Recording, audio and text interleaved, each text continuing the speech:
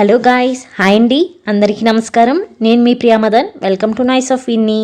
ఈరోజు వీడియో ఏంటంటే 10 మినిట్స్లో టేస్టీగా ఉండే మసాలా లేకుండా మసాలా తక్కువ ఉండే టమోటా బాత్ ఏ విధంగా చేసుకోవాలనేది నేను చూపిస్తాను. దానికి కావాల్సిన పదార్థాలు ఏంటంటే టమోటాలు 6 నుంచి 7 లవంగాలు, 2 చెక్క పేర్లు చిన్న చిన్నవి, మళ్ళీ తెల్లగడ్డలు, ఆనియన్స్, పచ్చిమిర్చి.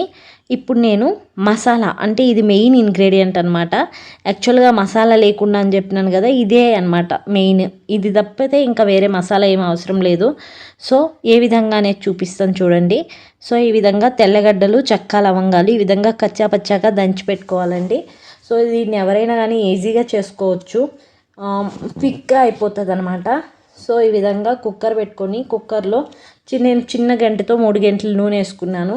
మీకు తెలుస్తుంది కదా మీకు ఎంత నూనె పడుతుంది అనేది, దాన్ని బట్టి మీరు చూసుకొని వేసుకోండి.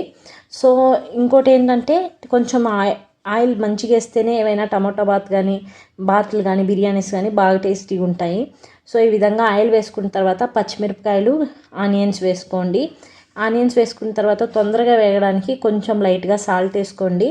ఇప్పుడు నేను బియ్యం ముందుగానే నానబెట్టుకుంటున్నాను. మీరు ఈ ప్రాసెస్ స్టార్ట్ చేస్తారు కదా, కుక్కర్ పెట్టి స్టార్ట్ చేసినప్పుడు బియ్యం నానబెట్టుకోండి, సరిపోతుంది. అవన్నీ వేగేసరికి కరెక్ట్గా బియ్యం నానుతాయి. ఫైనల్గా కొంచెం ఆనియన్స్ వేగినాక కొంచెం కొత్తిమీర, కొంచెం పుదీనా, ఒక 2-3 ఆకులంతా వేయండి. కొంచెం బాగా వేగితే దాంట్లో మంచి ఫ్లేవర్ వస్తుంది. సో ఫైనల్గా కట్ చేసుకోండి. టమోటాలు వేయండి. టమోటాలు వేసి టమోటాలు బాగా మగ్గించాలా. చూడండి, మంచిగా తిప్పుకొని కొంచెంసేపు బాగా టమోటాలు అంటే పచ్చివాసన పోయి బాగా మొత్తం అంతా స్మాష్ అయ్యేంత వరకు బాగా వేపుకోండి. సో ఈ విధంగా అయిన తర్వాత మనం ముందుగా తయారు చేసుకున్నాం కదా, ఈ చెక్క, లవంగాలు, తెల్లగడ్డల పేస్ట్ ఉంది కదా, దాన్ని వేసేసుకోండి. దాన్ని వేసుకొని మంచిగా పచ్చివాసన పోయేంత వరకు మంచిగా వేపుకోవాలా. చూడండి, మంచి కలర్ వస్తుంది. అసలు దీనికి నాటి టమోటాలు 2 వేస్తే, ఫారం టమోటాలు 3 వేసుకోండి. కొంచెం పులుపు, కొంచెం తీప అట్లా మంచి ఫ్లేవర్ వస్తుంది.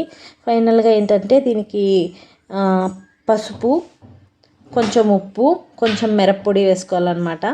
ఇంతే. సో మిరప్పొడి ఎందుకు వేస్తానంటే పచ్చిమిరపకాయల కారం సరిపోదు అనుకున్న వాళ్ళు కొంచెము మిరప్పొడి వేసుకోండి. సో ఫైనల్గా మంచిగా ఫ్రై చేసినట్టయితే ఈ విధంగా ఆయిల్ ఆటోమేటిక్గా బయట వస్తుంది. అంతవరకు బాగా ఇది చేసుకోవాలి. సో ఫైనల్గా ఇది రెడీ అయిపోయింది.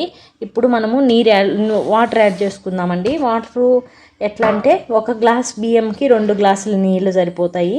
మీరు ఇంకా పొడిగా రావాలంటే 1 గ్లాస్ బియ్యంకి 1.25 గ్లాస్ నీళ్ళు పెట్టండి, సరిపోతుంది. కొంచెం ముద్దగా అంటే మరీ పలుకులు కాకుండా కొంచెం ముద్దగా రావాలంటే అట్లా 2 గ్లాసులు నీళ్ళు పోసుకోండి, సరిపోతుంది. సో నేను 1 గ్లాస్కి 2 గ్లాసులు వాటర్ లాగా వేసినాను అనమాట. 4 గ్లాసులు నీళ్ళు వేసుకున్నాను. చూడండి, నీళ్ళు వేసుకొని కొంచెం మూత పెట్టుకొని బాగా అది తెరిలేంత వరకు పెట్టుకోండి.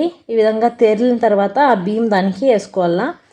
సో ఈ బియ్యం వేసేసుకున్న తర్వాత ఫైనల్గా ఏంటంటే ఉప్పు, కారం అన్నీ చెక్ చేసుకోండి ఒకసారి మంచిగా. దీంట్లో మెయిన్ అదే ఇంగ్రీడియంట్స్, మసాలా ఏముండదు కదా, చాలా బాగుంటుంది. చాలా లైట్గా ఉంటుంది, చాలా బాగుంటుంది తినడానికి కూడా. టేస్ట్ ఉంటుంది, లైట్గా ఉంటుంది. తిన్నా కూడా పెద్ద హెవీ అనిపించదు.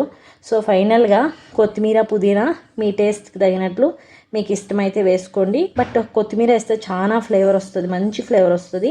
కరివేపాకు కూడా అంతే, మంచి టేస్ట్ వస్తుంది.